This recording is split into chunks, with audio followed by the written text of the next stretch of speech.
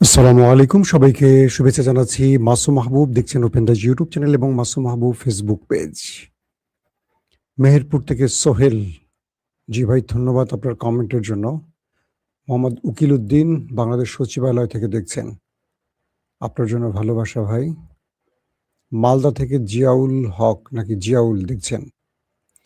দর্শক, সবচেয়ে বড় খবরটি হলো মার্কিন প্রেসিডেন্ট ডোনাল্ড ট্রাম্প ইরানের প্রেমপত্র পেয়ে গেছেন, কিন্তু তিনি খুশি হতে পারছেন না।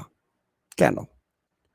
সৌদি আরবের সাবেক গোয়েন্দা প্রধান এবং যুবরাজ আজকে একটা খুব মূল্যবান স্টেটমেন্ট দিয়েছে। আমি মনে করি পুরো যুদ্ধের সিনারিটা তার এই স্টেটমেন্টের মধ্যে আটকে আছে, সেটা আমি আপনাদেরকে ক্লিয়ার করে জানাবো কি তিনি বলেছিলেন। পাশাপাশি আরব রাষ্ট্রের মধ্যে ইরান মোটামুটি ঠান্ডা যুদ্ধ ছড়িয়ে দিয়েছে, থেমে থেমে আরবদের মধ্যে কিছু খেলা খেলছে ইরান, সেই বিষয়ে আপনাদেরকে জানাবো। পৃথিবীর যে প্রান্ত থেকে যারাই দেখছেন সবার জন্য আবারও শুভকামনা। প্রিয় দর্শক, প্রথম যে খবরটি দিয়ে আসতে চাই, মার্কিন যুক্তরাষ্ট্রের অন্যতম একটি গণমাধ্যম দি আটলান্টিক, তার একটি প্রতিবেদন এসছে, আমি পড়ছিলাম আজকে। রবার্ট কেগেন তিনি লিখছেন, আমেরিকা তার জন্মের পর সবচেয়ে ভয়ঙ্কর সময় পার করছে। রবার্ট কেগেন বলছেন, আটলান্টিক আপনারা চাইলে একটু গণমাধ্যমটা চেক করতে পারেন। আমেরিকা একটা লম্বা সময় পরাশক্তি ছিল, পৃথিবী আমেরিকাকে তাসলিম করত, কর্নিশ করত। কিন্তু ইরান যুদ্ধটা ডোনাল্ড ট্রাম্প ছড়িয়ে দিয়ে পুরো পৃথিবীকে ইরান তার পক্ষে টেনে নিয়ে আসছে আর আমেরিকার বিরুদ্ধে দাঁড়িয়ে গেছে। আমেরিকার যে মিত্ররা আমেরিকার ইশারা ছাড়া এক ইঞ্চি এদিক ওদিক তাকাতো না, সেটা ইউরোপ বলেন, ন্যাটো বলেন, আরব বলেন, আরো যারা আছে, তারা আজ আমেরিকার কথা শুনছে না। তার মানে আমেরিকা সবচেয়ে বড় পরাজয়ের মুখে আছে, যখন তার শত্রু একটা ছোট শক্তিশালী দেশ ইরান, তারপরও তার বন্ধুরা পরাশক্তি আমেরিকার ডাকে আসছে না। বলা হচ্ছে যে আমেরিকা তার যেই বিশ্বজয়ী মনোভাব বা পরাশক্তির যে তকমা, সেখান থেকে ছিটকে পড়ে যাচ্ছে ইরানের কারণে। আর এটি ছিল ডোনাল্ড ট্রাম্পের ভুল খেলা। অর্থাৎ ইসরায়েলের মদদে তিনি ইরানের বিরুদ্ধে যখন যুদ্ধটি ছড়িয়ে দিয়েছেন, তখন তিনি এর হিসেবটা সঠিকভাবে করেননি। তিনি মার্কিন সিনেট বা কংগ্রেস বা পেন্টাগন কারো মতামতকে গুরুত্ব দেননি। তিনি আমেরিকান জেনারেলদের মূল্যায়নকে গুরুত্ব দেননি। তিনি গুরুত্ব দিয়েছিলেন নেতানিয়াহুকে। তার মাসুল এখন শুধু ট্রাম্প নয়, পুরো আমেরিকা দিচ্ছে। 2 নম্বর খবরটি কি? মার্কিন প্রেসিডেন্ট ডোনাল্ড ট্রাম্প একটি টিভি শোতে কথা বলেছেন, যেটার নাম দি ন্যাশনাল ডেস্ক। সাংবাদিকের কয়েকটি প্রশ্নের উত্তরে প্রেসিডেন্ট ট্রাম্প বলছেন, আমাদের নজরের মধ্যে আছে ইরানের ইউরেনিয়াম। অর্থাৎ ইরান যেখানে তার ইউরেনিয়াম মজুদ করে রেখেছে 24 ঘন্টা সেটা আমাদের নজরদারির মধ্যে আছে। আমরা যখন চাইব আমেরিকান সেনা পাঠিয়ে সেটা সেখান থেকে তুলে নিয়ে আসতে পারবো। যদি ইরানের কেউ সেটাকে সেখান থেকে সরাতে চায়, আমরা সরাসরি তার উপর অ্যাটাক করব। ট্রাম্পের এই বক্তব্যে এইটুকু মনে হচ্ছে যে ট্রাম্প তিনি জানেন ঠিক কোথায় ইরানের নিউক্লিয়ার আছে বা ইউরেনিয়াম আছে, এবং সেটাকে তিনি পাহারা দিচ্ছেন, উপগ্রহের মাধ্যমে হোক বা যে কোনো সিস্টেমের মাধ্যমে। তাহলে প্রশ্ন করা যায় ট্রাম্পকে, আপনি যে হাজার হাজার বোম্বিং করলেন ইরানে, সেই জায়গায় কি করতে পারেননি? নাকি সেই জায়গায় ঢুকতে পারছে না আপনার বোমা, বাংকার ব্লাস্টার বলেন, B2 বোম্বার্স বলেন, ঢুকতে পারছে না? কোনটা? নাকি ইরানকে বোঝাচ্ছেন আমি ওখানে তাকিয়ে আছি, কিন্তু তিনি জানেন না কোথায় আছে? ইরানকে বোঝাচ্ছেন আমি কিন্তু তোমার ওই খবর জানি, ওই খবর বুঝছো, কোন খবর? ইরান ভাববে আরে সর্বনাশ, সে তো দূরবীন দিয়ে বসে বসে দেখতেছে 24 ঘন্টা। নেতানিয়াহু কি বলেছেন ট্রাম্পকে, যে কোনোভাবেই ইরানকে ছাড় দেওয়া যাবে না, আমরা এখনো যুদ্ধের মধ্যে আছি, যুদ্ধ আমরা চাইলে বন্ধ হবে, কিন্তু যতক্ষণ ইরান ইউরেনিয়াম না দেবে আমাদের হাতে, মানে যতক্ষণ মুরগিটা শিয়ালের হাতে না দেবে ততক্ষণ আমরা ইরানকে ছাড় দেব না। আমরা যুদ্ধের মধ্যেই আছে, যে কোনো সময় আমরা আবার আক্রমণ চালাবো। আসেন এই খবরটুকু দিয়ে আমি আগে দিলাম কেন, এবার বলছি আপনাদের মূল খবরে আসি। পাকিস্তানের মাধ্যমে অপেক্ষা ছিল ইরানের প্রেমপত্রটি পাওয়ার জন্য ডোনাল্ড ট্রাম্প। আমি এটাকে প্রেমপত্র বলছি, আপনারা আপনাদের মতো ধরে নিয়ে। অর্থাৎ ইরানকে আমেরিকা কিছু প্রস্তাবনা পাঠিয়েছিল, আমি বলেছিলাম আমার লাইভে, আপনারা দেখেছেন। এরপর আমেরিকা অপেক্ষা ছিল। ইরান বলছে আমাদেরকে একটু ভাবতে দাও, আমরা তোমাকে লিখিত পত্রের মাধ্যমে জানাবো। এরপর বেশ কয়েকদিন পর বারবারই পাকিস্তানকে চাপ দিচ্ছিল ডোনাল্ড ট্রাম্প, আমার চিঠিটা কোথায়। পাকিস্তান ইরানকে বলছিল ট্রাম্প তো অস্থির তোমার ভালোবাসার পত্রটি পাবার জন্য। ইরান অবশেষে সেই চিঠি পাঠালো পাকিস্তানের মধ্যস্থতায় বা পাকিস্তানের হাতে দিয়ে আমেরিকাকে। ডোনাল্ড ট্রাম্প খুশি মনে সেই চিঠিটি খুললেন, খুলে তার মাথা এলোমেলো হয়ে গেল।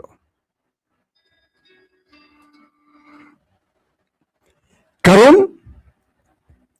আমেরিকা ইরানকে যে প্রস্তাবনাগুলো পাঠালো সেই প্রস্তাবনাগুলোর পুরো উল্টো জবাব দিয়েছে ইরান। শুধু তাই নয়, আমেরিকাকে উল্টো ধমকও দিয়ে দিয়েছে, ডেডলাইনও দিয়ে দিয়েছে ইরান। আমেরিকা ভেবেছিল যে ইরান এই চিঠি পাওয়ার পর কিছুটা নরম হবে, সংযত হবে, সুর নরম করবে, কিছুটা আপোষ করবে, কিছুটা ব্লাব ব্লাব। কিন্তু এখানে চিঠির উত্তর আমেরিকাকে আরো অ্যাগ্রেসিভ ভাবে ইরান দিয়েছে। কিরকম? আমেরিকা বলছিল তোমার ইউরেনিয়াম আমাদের হাতে দিয়ে দিবে, বিনিময়ে তোমার সব শর্ত আমরা মেনে নেব, আর তুমি হরমুজে তোমার দখলদারিত্ব রাখতে পারবে না, হরমুজটা আমাদের নিয়ন্ত্রণে থাকবে, আর বাকি সব আমরা মেনে নেব। ইরান তার চিঠিতে বলছে আমরা ইউরেনিয়াম কোনো দেশের হাতে দেব না, এটা আমাদের হাতেই থাকবে, এটা নিয়ে কোনো কথা আমরা তোমার সাথে আর বলতে রাজি না, এটা আমাদের ইউরেনিয়াম আমরা আমাদের কাজে লাগাবো। 2, হরমুজ নিয়ে তোমাদের সাথে আর আমাদের কোনো কথা হবে না। হরমুজ এটা ইরানের স্ট্র্যাটেজিক পয়েন্ট, ইরান এখানে থাকবে এবং এটার দখলদারিত্ব বলি আর এটার পর্যবেক্ষণ বলি বা এটা নিরাপত্তা বলি, এটা ইরানের থাকবে, এটা ইরানের অঞ্চল, এটা আমেরিকার অঞ্চল নয়। আর বাকি যে বিষয়গুলো আমাদের আলোচনায় ছিল যে তোমরা আমাদের উপর নিষেধাজ্ঞা প্রত্যাহার করবে, 30 দিনের মধ্যে ইরানের উপরে যত নিষেধাজ্ঞা আছে সব তোমাদের প্রত্যাহার করতে হবে। 30 দিন ডেডলাইন দিয়ে দিয়েছে ইরান। পাশাপাশি ইরানের যত সম্পদ আছে বা ইরানের যত টাকা ফ্রিজ করে রাখা আছে পৃথিবীর বিভিন্ন দেশে আমেরিকার নিষেধের কারণে, সেই টাকাগুলো 1 মাসের মধ্যে ইরানকে ফেরত দিতে হবে। আবারও ডেডলাইন 1 মাস, সমস্ত অর্থ ইরানকে ফেরত দিতে হবে 1 মাসের মধ্যে। দ্বিতীয় গুরুত্বপূর্ণ কি, তোমরা আমাদের যে ক্ষতিগুলো করেছো 40 দিনের যুদ্ধের নামে, এই সকল ক্ষতিপূরণ 40 দিনের বা 30 দিনের মধ্যে পুষিয়ে দেবে, অথবা সেখানে টাইম একটু বাড়াতে চাইলে বাড়ানোর সুযোগ আছে, বাট আমাদের ক্ষতিপূরণ তোমাদের দিতে হবে। শুধু তুমি না বা আরবরা না, সবাই মিলে যারা আক্রমণের জন্য ভূমি দিয়েছে, রসদ দিয়েছে, বা যারা আক্রমণ করেছে, যারা সমর্থন দিয়েছে, অর্থাৎ আরবের ভূমি, আকাশ, স্থল ব্যবহার করেছে আমেরিকা, আরবকে ক্ষতিপূরণ দিতে হবে। আক্রমণ করেছে কে? আমেরিকা এবং ইসরায়েল, এই দুটো রাষ্ট্রকে ক্ষতিপূরণ দিতে হবে। উল্টো এই ভাষাগুলো, এই শর্তগুলো ইরান আমেরিকাকে যখন দিয়েছে, ট্রাম্প আর দুনিয়ায় আছে, ট্রাম্প বলছেন পৃথিবীর আর কোনো শক্তি না ইরানকে বাঁচাতে পারে। ইরান আমার ধৈর্যের বাঁধ ভেঙে দিয়েছে, ইরান আমার সাথে প্রতারণা করেছে, ইরানকে আমি যা বলেছি ইরান তার উল্টো পথে হাঁটছে। ইরান ডোনাল্ড ট্রাম্পকে চিনতে পারেনি, উনি কে। ইরানকে কঠিন মূল্য দিতে হবে, পরিণতি ভোগ করতে হবে। ইরান শেষ করে দিচ্ছি, ইরানকে করছে, ওই করছে, সেই করছে, ব্লাব ব্লাব ব্লাব। বুঝতে পারছেন ডোনাল্ড ট্রাম্পকে কি প্রেম পত্রটি পাঠালো ইরান? এমন এক প্রেম পত্র পেয়ে ডোনাল্ড ট্রাম্পের চুলগুলো সব খাড়ায় গেছে, নিচে খাড়া নেয়, উপরে খাড়াইছে, কিন্তু বি কেয়ারফুল। তো এখন ইরানের এই চিঠির জবাবটি ট্রাম্পের পুরো কি বলবো হার্টকে বাড়ায় দিছে।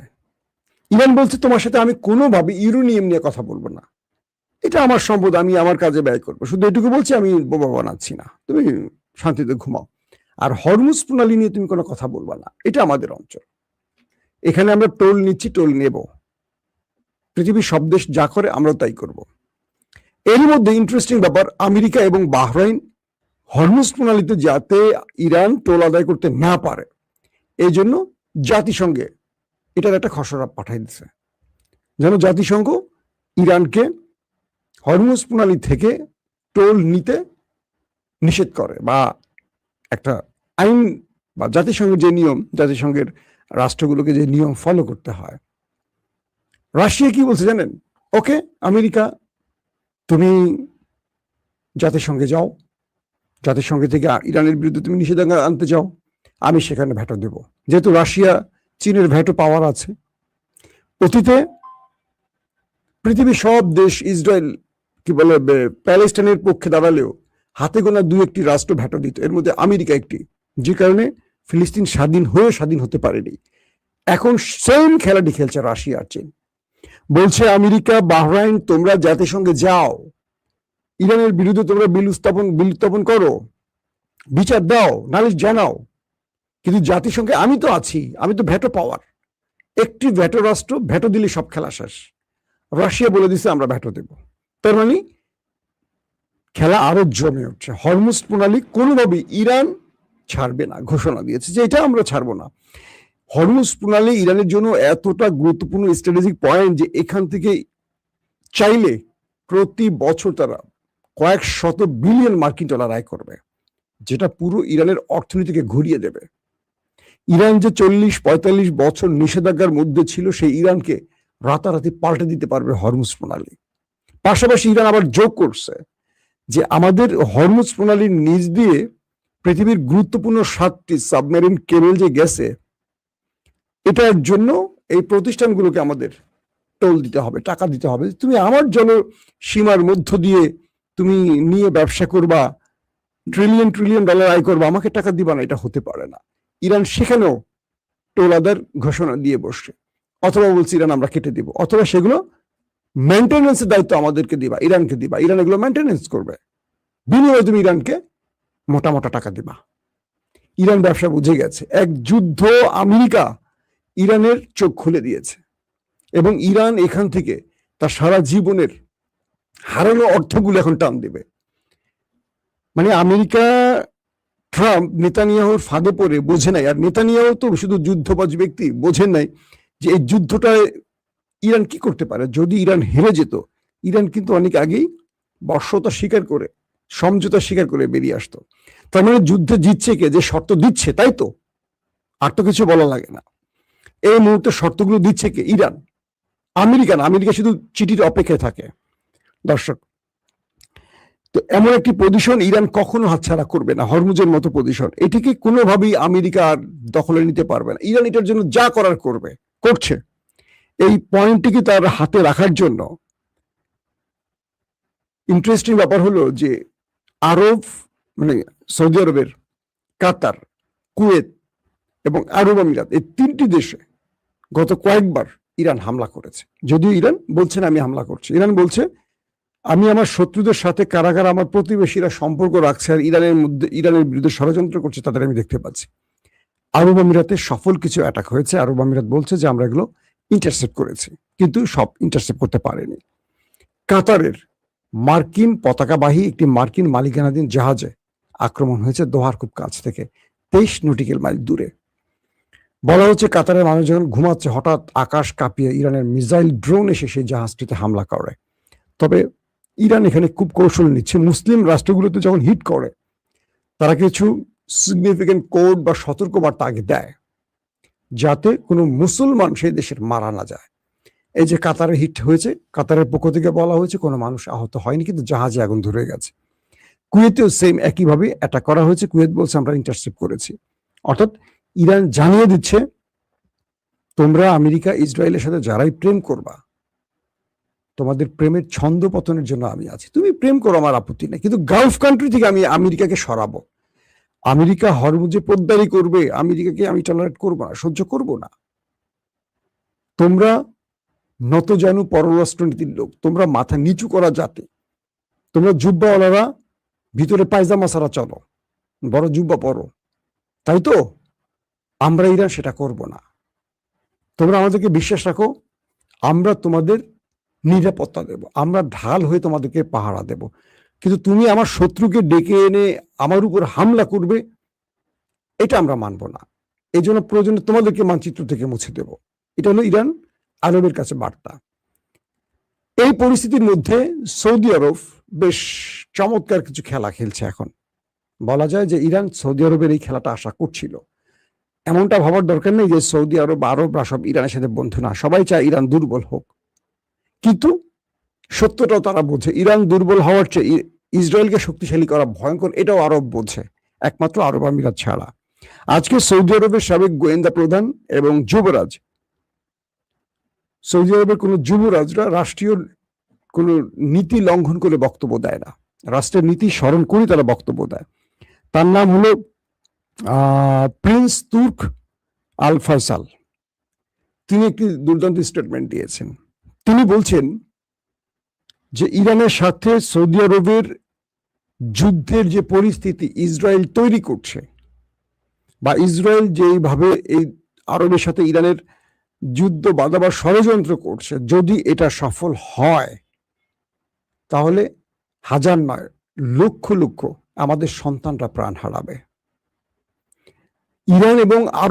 ইরান এবং সৌদি আরবকে বুঝতে হবে এই অঞ্চলে, মিডল ইস্টে এই যুদ্ধটা কারা ছড়িয়ে দিচ্ছে, তাদের উদ্দেশ্য কি। যদি এই উদ্দেশ্য না বোঝে আর আরবের মধ্যে, মিডল ইস্টের ইরান আরবদের মধ্যে যুদ্ধটা শুরু হয়ে যায়, এটা কয়েকশো বছরের জন্য এই অঞ্চলে মুসলমানরা পিছিয়ে যাবে এবং আমাদের আজকের প্রজন্ম নয়, আগামী প্রজন্ম এটার জন্য অনেক বড় মাসুল দেবে। দুর্দান্ত স্টেটমেন্ট, এরপরে আর কোনো বক্তব্য হয় না।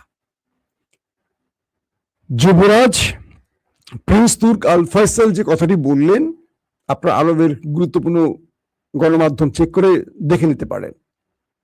যারা অনেক সময় আমাদের ভিডিও দেখে অনেকে ভিডিও বানান, যারা টুকটাক ইউটিউবিং করেন, সাংবাদিক না, অনেকে আমাদের ভিডিওগুলো দেখেন, দেখে ভিডিও বানান, তাদেরকে আমি সোর্সগুলো দিয়ে দিচ্ছি, চেক করে নেবেন যাতে আপনারা সহজে বিষয়গুলোকে প্রমাণ পান। তো এই যুবরাজ বলছেন যে ইসরায়েলের মূল ষড়যন্ত্র হলো এই অঞ্চলে আমাদেরকে দুর্বল করা এবং আমাদের মধ্যে বিরোধ লাগিয়ে আমাদের বিভাজিত করে আমাদেরকে শক্তিহীন করা। শুধু ইরান শক্তিহীন হবে না, এখানে আরবও শক্তিহীন হবে এবং এই দুই দেশ বা এই আরব আর ইরানের মধ্যে লড়াইতে লক্ষ লক্ষ আমাদের সন্তানরা, মানে মুসলমানদের যুবকরা প্রাণ হারাবে, যেটা আমাদের জন্য কোনোদিনই কল্যাণের হবে না। এবং তিনি বলছেন মোহাম্মদ বিন সালমান, যিনি আজকের ক্রাউন প্রিন্স বা রাষ্ট্রের প্রধানমন্ত্রী, তিনি এই বিষয়গুলো চান না কোনোভাবেই ঘটুক। প্রিয় দর্শক, আশা করি এই বিষয় থেকে আপনারা মোটামুটি বুঝে ফেলছেন যে আরবরা বোঝে না তা নয়, আরবরা বোঝে, কিন্তু আরবের ভেতরে আমেরিকার মতো দানবীয় পাওয়ারফুল রাষ্ট্ররা এমন ভাবে আছে, তাদের আঙুলের নাড়াচাড়ায় অনেকের রাজপ্রাসাদ ভেঙে পড়তে পারে, তাদের ক্ষমতা নড়ে চড়ে যেতে পারে। পাকিস্তান দেখেন না, ইমরানকে জেলে ঢুকে বসায় রাখছে, কারণ মিশরের মুর্সিকে কি করছে, তিউনিসিয়া কি হয়েছে দেখেন আপনার, লেবাননে কি হয়েছে, লিবিয়াতে কি হয়েছে, ওরা চাইলে সব পারে। তো এই পরিস্থিতিতে ইরান আমেরিকার লড়াইতে যদি মুসলমানরা ইরানের বিরুদ্ধে দাঁড়ায়, তার ফল কি হবে আমি এই যুবরাজের বক্তব্যের মাধ্যমে সেটা আপনাদের ক্লিয়ার করে দিলাম। দর্শক, আজকের মতো বিদায় নিতে চাই, ইনশাআল্লাহ